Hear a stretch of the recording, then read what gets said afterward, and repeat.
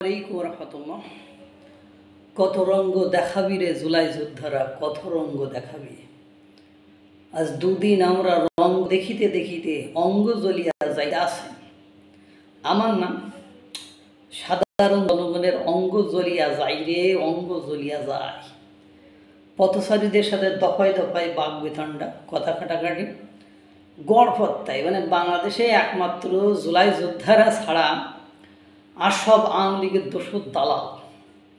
কাল থেকে আমি দেখছি একজন ছাত্র দল করেন, তার বোধহয় আপনি কি আওয়ামী লীগের দালাল। এই যে ট্যাগ বুড়ো চাষা মুখে দাঁড়িয়ে আছে, হয়তো বা জামাত করেন, সেও আওয়ামী লীগের দালাল। অশ্রাব্য অকথ্য ভাষায় গালিগালাজ তো হচ্ছে। এবং জুলাই যোদ্ধারা যে আন্দোলন করতে এসেছে সেখানে বহিরাগত পোলাপান আসছেন, তারা নিজেদেরকে জুলাই যোদ্ধা বলে দাবি করেছে, অথচ তারা কী জন্য ওখানে এসেছে এটা তারা বলতে পারছে না। এবং জুলাই যোদ্ধার এক দাড়িওয়ালা যে ধানমন্ডি 32 নম্বর ভাঙার সময় বলেছিল যে ফেরেশতারা আমাকে পাঠিয়েছে। ফেরেশতারা এসে এখানে ভাঙচুর করতে বলেছে, আমরা সেই হাতুড়ি শাবল নিয়ে এসেছি, নামাজ পড়ব, এইসব। সেই মাওলানা হুজুর জুলাই যোদ্ধা বলে নিজেকে দাবি করে। সে বলেছে যে জুলাই যোদ্ধাদের দাবি আদায়ের জন্য রাস্তা ব্লক করা বা রাস্তা আটকে রাখা, অবরোধ করা হলো জায়েজ। এই অবস্থায় চলতেছে। এখন আর এক নতুন কাহিনী শুরু হয়েছে। কাহিনীটি হলো সেখানে আপনার এখন জুলাই যোদ্ধারা দুটো গ্রুপ হয়ে গেছে। যারা আমতারেকের মতো যারা জুলাই যোদ্ধা, আম জনতা পার্টির আমতারেকের মতো যারা জুলাই যোদ্ধা, তারা ঘোষণা করেছে এদেরকে প্রতিহত করা হবে।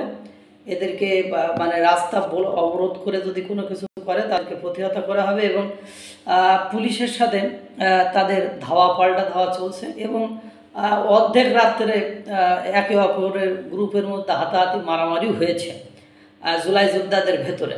অর্থাৎ পুরো একদম ক্যাসাল করে কয় ভেজাল ক্যাসাল। তারা কে যে কী চাই এটা বোঝা বড় দায়। কে যে কী করছে সবই মেডিকুলাস ডিজাইনের অংশ, এটা বোঝা যাচ্ছে। যদি সরকার স্ট্রিক্ট অ্যাকশানে যাচ্ছে না, সেখানে সরকারেরও একটা ইন্ধন আছে বা সরকারেরও একটা অংশগ্রহণ আছে, কিন্তু সেটা প্রকাশ্যে আসছে না। কারণ জুলাই সনদ নিয়ে বিভিন্ন পলিটিক্যাল পার্টি বিভিন্ন ধরনের কথা বলছে। তারা বলছে কোনোভাবে জুলাই সনদ সংবিধানে অন্তর্ভুক্ত করা যাবে না বা সাংবিধানিক স্বীকৃতি দেওয়া যাবে না। স্বাধীনতা একবারই লাভ হয়। একটা রাজনৈতিক দল দেখলাম এটা বললো। এরপরে বিএনপি তো আছেই, তফসিলে ইনক্লুড করতে চায়, কিন্তু সাংবিধানিক স্বীকৃতি ওইভাবে দিতে চায় না। সব কিছু মেলায় এদেরকে ওখানে নামিয়ে আর একটা দল গ্রুপিং করে। এরপরে আবার ইনকিলাব মঞ্চের দেখলাম হাদিবাদী, সে বলেছে যে 3 তারিখের মধ্যে যদি ঘোষণা না করা হয় তাহলে সচিবালয় ঘেরাও করে। ওরা সচিবালয় নিয়ে তোরা নিশ্চিস নি কেন? সচিবালয় ঘোড়ার ডিম করতে লাগবে, ওই সচিবালয় কোনো কাজে আসবে না। কথায় কথায় তোরা সচিবালয়, এর আগেও কয়েকবার গেছিস সচিবালয়, তখন করে নিয়ে তোরা ছাত্ররা বসে ওইটা চালা। জুলাই যোদ্ধারা বসে ওই সচিবালয়ের আমলাদের বের করে দে, তোরাই ওরা চালা।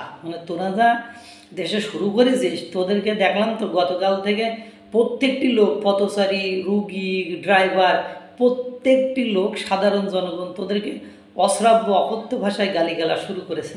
তোদেরকে সম্মানের জায়গায় তারা রাখতেছে না। আল্লাহ তাআলা সকলকে ভালো রাখুক, সুস্থ রাখুক। আসসালামু আলাইকুম ওয়া রাহমাতুল্লাহ।